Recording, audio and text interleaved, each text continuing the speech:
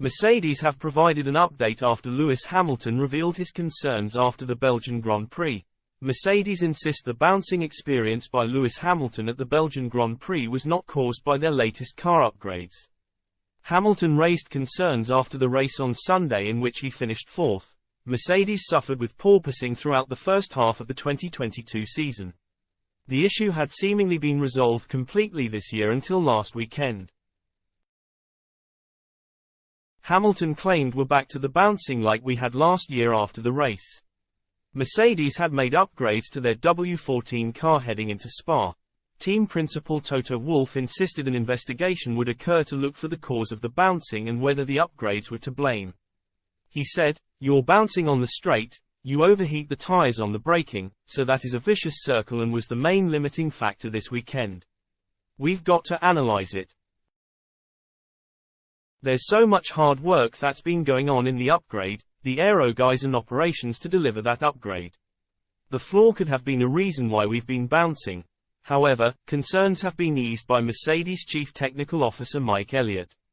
The team's official video debrief was posted on YouTube on Wednesday.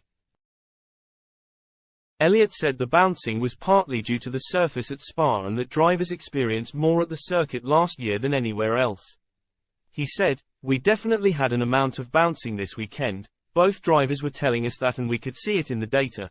We could also see an amount of bouncing on the other cars and I think some of it is the nature of the circuit at Spa and in fact we had huge amounts of bouncing last year as did most teams. In terms of the performance, it definitely affects the performance of the cars because it affects the driver's ability to extract the maximum grip from the car. It affects their balance and it affects their ability to get their braking points right. So that is something we will be working on for the future.